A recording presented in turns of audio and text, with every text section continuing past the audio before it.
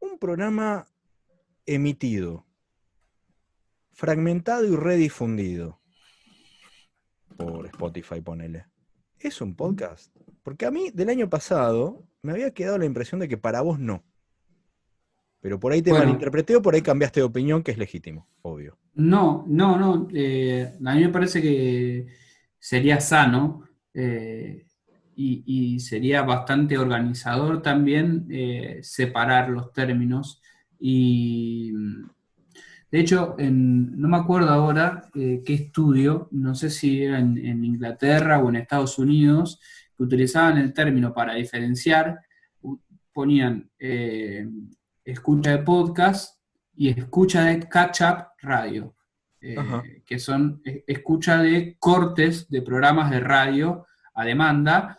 Y entonces yo voy siempre con esa clasificación, ¿no? A mí me parece que una cosa es la radio a demanda o la radio a la carta, y otra cosa es el podcast. En todo sentido. Eh, Ahora bien, también tenemos la biblioteca que nos dice que el podcast es un formato de distribución, y si lo contemplamos como un formato de distribución, el programa de radio subido a internet es un podcast. Incluso muchos de los grandes productores hoy de podcast nacieron de esa manera. Digo, This American Life es un ejemplo. Eh, pero a mí me parece que hoy es organizador esa diferencia, ¿no? Mm, mm, Que hoy el podcast, además de ser un formato de distribución, que sería la definición más tecnológica, también es un formato de producción, que es una definición, si se quiere, más culturalista, ¿no? Más de cómo entender a los medios de comunicación, que no son solamente tecnologías, sino también son usos y prácticas de consumo y géneros y formatos asociados, ¿no? Poniéndonos veronianos y José Luis Fernandesianos. Un saludo muy grande para José Luis Fernández, que si nos vio estoy seguro que aunque sea 5 segundos se metió porque siempre se mete a chusmear. Después dice, nada, esto es aburrido y se va. Eliseo Verón, en cambio, la tiene un poco más complicada, pero bueno, suponemos que esté donde esté de gira, también tiene la posibilidad de consumir absolutamente todo al mismo tiempo y además investigarlo y ver la circulación del sentido. Eh, Ahí estábamos ponchando la de publicidad, pero antes te quería hacer otra pregunta, Agus. Eh,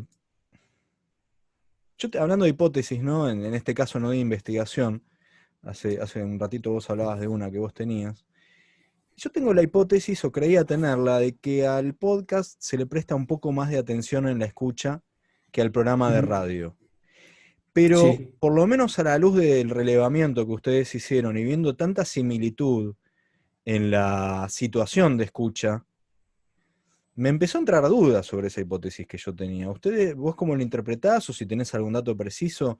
¿Hay más atención o no en la escucha de un podcast que uno eligió como pieza, como contenido para ser escuchado y que además más o menos se supone que eligió el momento de escucha porque uno fue y le puso play? No es que está el programa ahí, tenés que escucharlo ahí o perderlo para siempre o ir a Radio Cat. Pienso que sí. Hay algunos estudios, no recuerdo ahora, pero que todo depende, ¿no? Pienso que inicialmente el punto de partida implica un grado mayor de atención, porque uno está eligiendo el contenido porque le interesa y por lo menos los primeros 5 minutos va a estar tratando de meterle la cabeza a eso. Ahora depende mucho después del productor que uno se quede mentalmente o se vaya. Digo, pasa lo mismo cuando nos interesa eh, una entrevista en la radio o cuando estamos esperando un columnista. A mí, por ejemplo, me pasa con un columnista del programa de Últimos Cartuchos de Garabal y Miguel Granados, que es Adrián Lackerman, que hace una columna eh, de teoría del humor, de cómo se hace humor en los medios en Argentina, principalmente en tele, pero bueno, a nivel general. Y cuando empieza la columna, yo si puedo, casi que dejo de hacer todo y la escucho. Pero cuando yo pongo un podcast, cuando uno pone un podcast, lo pone porque le interesa escucharlo y porque sabe que va a estar un tiempo escuchándolo. En ese sentido, y Fernández también es bastante claro en eso y lo explica siempre. Hay una diferencia entre el podcast y la radio. Posiblemente la radio sea más ambiental que el podcast y funcione también, requiera una proactividad mayor del oyente. Porque la radio quizás la encendemos a las 8 de la mañana cuando llegamos. A mí me pasaba, yo trabajaba en un...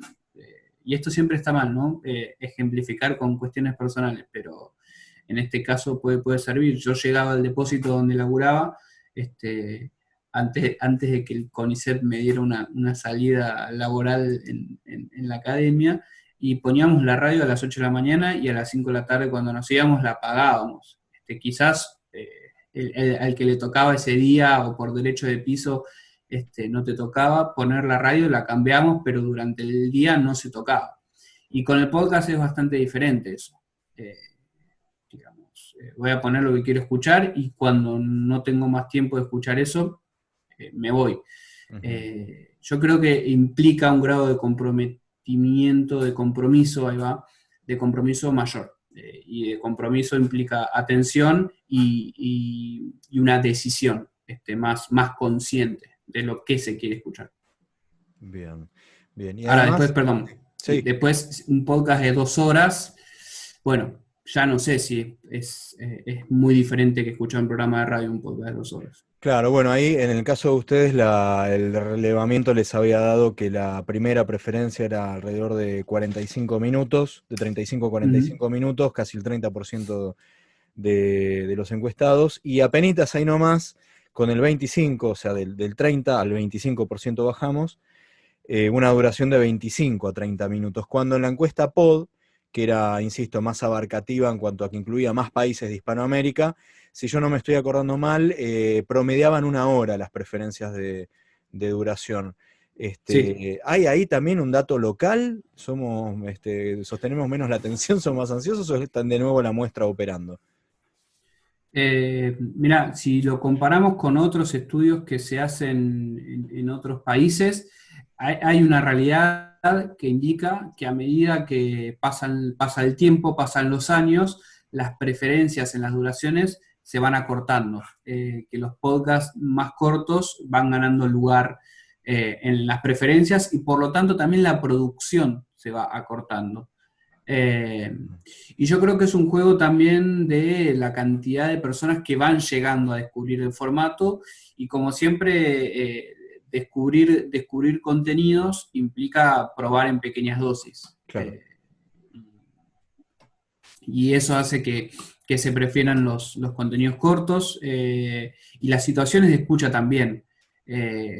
Cuando algo comienza a ser un poco más masivo, deja de ser una cuestión muy de nicho, muy de hobby, si se quiere, empieza a llegar a momentos del día, actividades personales, cotidianas y comunes, y ahí los tiempos son más cortos.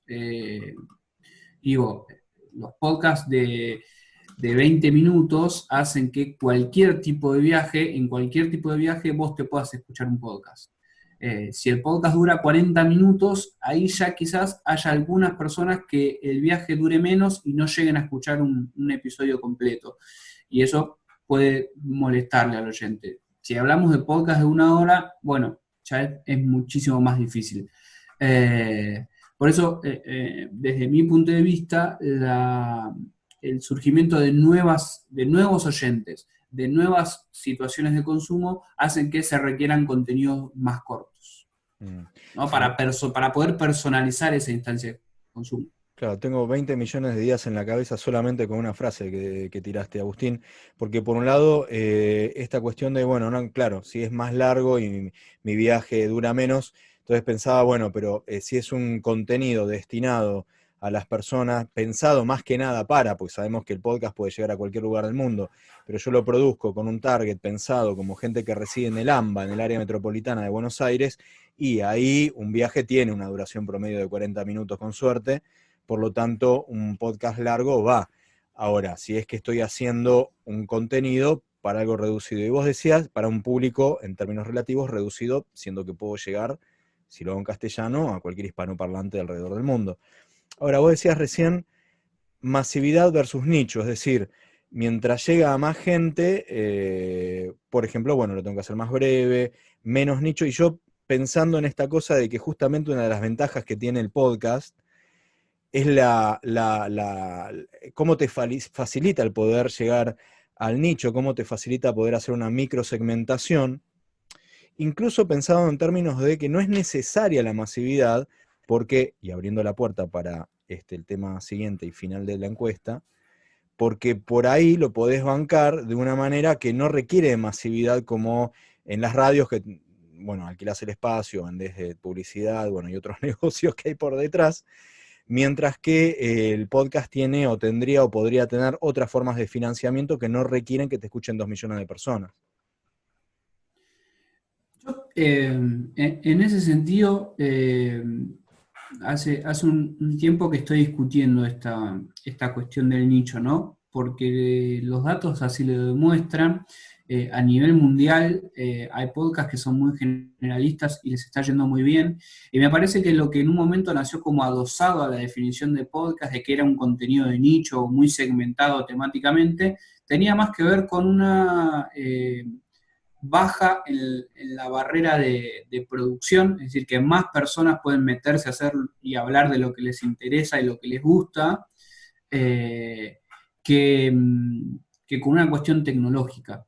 Digo, si vos alquilás una hora de programa, una hora en una radio de barrio o en una radio online, lo que quieras, podés hablar de lo que quieras. O sea, la posibilidad está, el potencial está, digamos, no es una cuestión que haya una barrera tecnológica o económica para que lo hagas, incluso No, la comercial. Perdóname que te interrumpa, pero hay un límite. Sí. Si es una radio de aire, es la llegada que tenga esa señal, la potencia y la llegada que tenga. Si streamea, bueno, ahí sí, potencialmente, pero quizás, si era lo que vos mencionabas hace un rato, no tengo tan facilitado el que mi streaming llegue tan fácilmente como puede ser un contenido subido a Spotify, si está bien tagueado, si está bien todo. Pero digamos, Spotify está armado para facilitar ese acceso, mientras que una radio que streamea desde su web y una app, siento yo, y por ahí me recontra equivoco, corregime, está más limitado, tiene menos facilitado ese camino. Entonces, sí hay como una mayor potencialidad ahí en Spotify. Sí, lo que es cierto que la cuestión de la demanda hace que el nicho sea potencialmente más abarcable. Es decir, que si hay alguien que le interesa, si hay alguien que le interesa un podcast o un contenido sobre marcas de repasadores, me puede encontrar y me puede escuchar en cualquier momento, en cualquier lugar, a través de Spotify o de cualquier plataforma. Pero la realidad es que, digo, yo no encuentro en la radio una limitación temática para eso. Me explico. Sí es cierto que las condiciones tecnológicas van cambiando, pero yo creo que el podcast, a medida que vaya progresando y que vayan pasando los tiempos, los años y avanzando su comercialización e ingresando en mayor cantidad de medios tradicionales y de marcas de medios tradicionales a la producción, se va a volver un contenido masivo. Y por masivo me refiero a generalista en muchos de sus temas. Bueno, por eso también ahí habíamos puesto la pantalla donde estaban rankeados los temas, las temáticas, los ejes temáticos más escuchados. Sí. Y sí, bueno, no había tanto de nicho ahí, la verdad. Está bien, está bueno. Sí, La diferenciación entre ahí, la posibilidad, pero la demanda real que hay es más generalista que de nicho. Sí, tenemos que pensar ahí nosotros que tuvimos un porcentaje alto en las respuestas de otros, ¿no? Otros temas. Y ahí nosotros tuvimos una falla metodológica que fue no permitir que las personas que elegían otros escribieran qué otros temas estaban quedando afuera de las opciones. Eso es algo que, digamos, tenemos que mejorar y tenemos que incorporar para la próxima. Ahora sí, por ejemplo, y nos pasó, ¿no? Entre los temas, nosotros no colocamos los podcasts sobre humor o comedia. No colocamos la temática referida a géneros o feminismos. No colocamos la temática de policiales. Si nosotros hubiésemos permitido que la persona que respondía escribiera, podríamos haber generado la categoría reconstruyendo esas respuestas. No lo hicimos, en el 2021 será promesa de campaña.